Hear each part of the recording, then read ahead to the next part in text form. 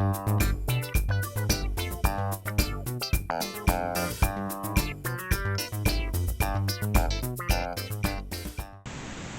I'm Jeff Vieira. Welcome to Culture is Everything. Did you ever play the telephone game when you were a kid? If you remember, that's the game where the first player is given some complex, lengthy, detailed kind of information that they're then asked to transmit to the next player. Just talk to them and give as much of that information as they can remember to that player. That player tells the next player tells the next player, the next player tells the next player, and so on. However many players you have. And then the last player in line is asked to feed back to the crowd what information they were given.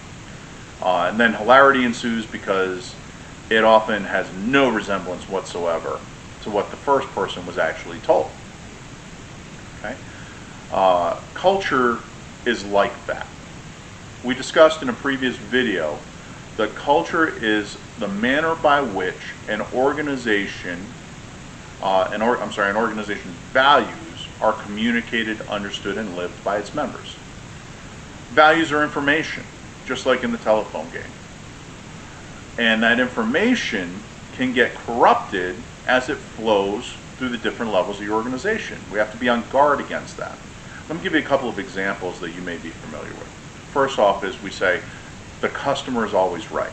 That's a very common value. Maybe articulated differently, but basically that's the value that we're trying to get at.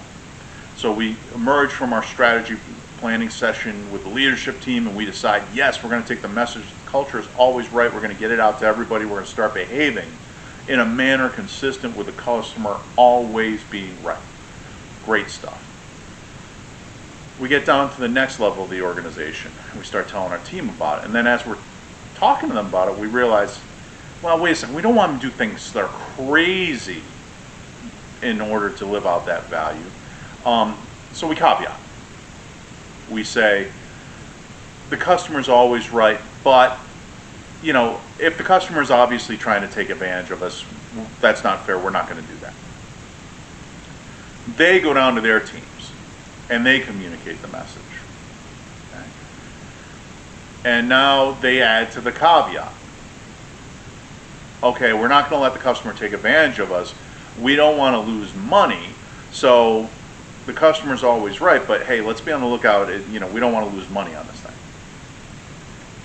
Goes down to the next level, and so on, until by the time you get it down to the customer service associate who is faced with an irate customer who wants a refund on the product, and then what is that customer service associate going to say? They're going to say, no, per policy, we do not give a refund on that. We need a receipt within this time window. You don't have that, you're not getting a refund. That is clearly inconsistent with the customer is always right. Irreconcilably so. Obviously the customer's not always right if you're turning them down for a refund. Okay? So what happens then? Well, we have a value that everyone's been communicated that clearly is not in play. We have an unspoken and unwritten rule that's going to govern here. And so that makes those values less concrete to us. They don't appear in reality. They're more abstract and less real. Yes, that's just what's up on the board. I know it says the customer's always right. You can picture that irate customer pointing to the sign saying, you said the customer's always right. Well, yeah, but that's not what it means. It doesn't mean you're going to get your refund. Okay, so we have a mismatch there. It shows up as we are not behaving in a manner that's consistent with the cultural values that we've communicated. Okay. Another situation. Employees are our greatest asset. That's our value.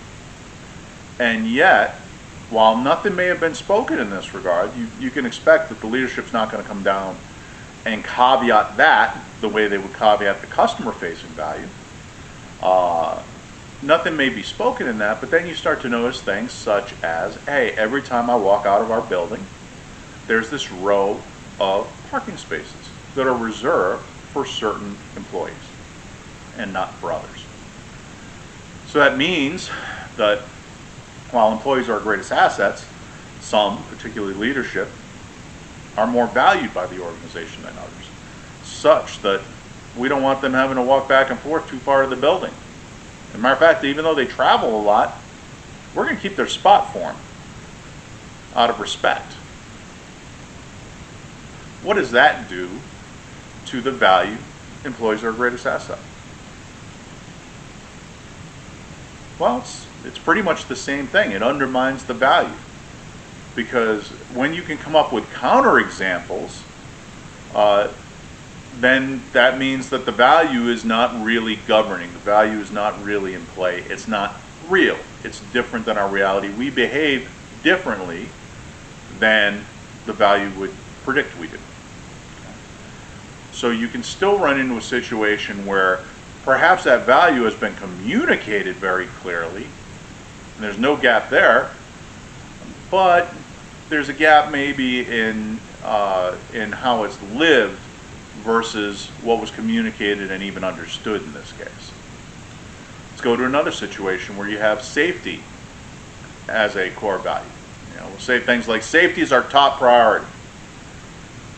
But what happens when we have an order that needs to get out, we're under the gun from a time perspective, we have a hot customer need that's out there that has to be fulfilled, and maybe we can get it done, but it requires taking a little risk safety-wise. What do we do then? Well, in a lot of companies, you get the order out. Okay, what does that do? No one's communicated anything in this regard, right? And yet we do it anyway, because there's a hidden value that trumps the value we're talking about. We say safety is our top priority. In reality, though, it's not. Our top priority is get that order out the door. Okay? You're going to have a similar effect. It undermines the values that you stated. And it creates this dichotomy between what leadership communicates and what actually is done. You see this a lot in shift work, right? Where first shift, where leadership tends to be, will communicate sincerely something, and graveyard shift will veto it. Yeah, we're not going to do that here. They don't know what they're talking about. There's a gap there that has to be bridged if we're going to actually live out our values and fulfill our company purpose. Okay? So bridging these gaps becomes very important. How do you bridge a gap between communicated and understood? Well, you have to realize that the audience you're communicating to changes once you leave the boardroom with that initial document. So don't just create a list of values and definitions and spend a day working on them and then immediately start pasting them up on the wall. That may not be the best way, and most often isn't the best way, to communicate that all the way down to the frontline teammate. That's not the language they speak. It's artificial to them. It's just something on the wall. It's like art, right? Instead, engage with them one-on-one and give simple, clear communication for what is meant by that value. Take questions, give feedback, but keep it simple, clear, and concrete. That will help you ensure that everyone understands what it is you're saying with that value. And make sure you believe it, right? Because we don't want that situation where it becomes the telephone game and everyone undermines everyone else as we go further on down the line and adds noise into that message. Okay. Between understood and lived, how do we bridge that gap? Well, now you're talking about us, incentives and disincentives and how that plays into the mix here.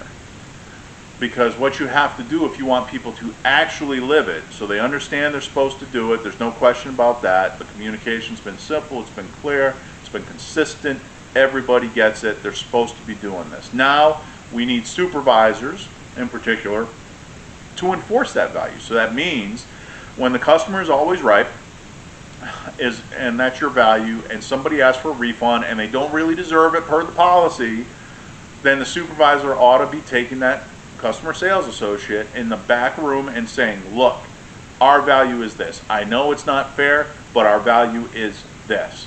So we're going to honor their refund. Do they deserve it? Not per policy, but guess what? We are all about the customer here.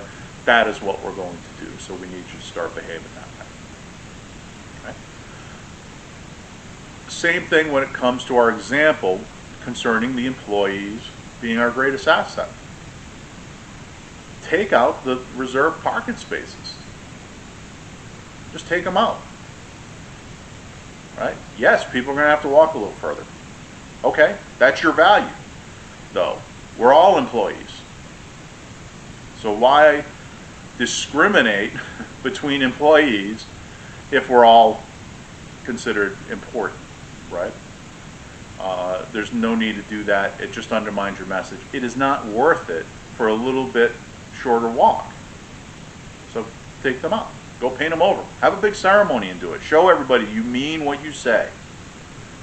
And you'll see a strong positive perception of your values as a result. Same thing with safety. You walk around, you see somebody up on the top rack in the warehouse, and they're stepping out onto that racking to reach way in the back and get that last case to fulfill this order, and maybe it'll save them 5 seconds on the overall pick path. Guess what?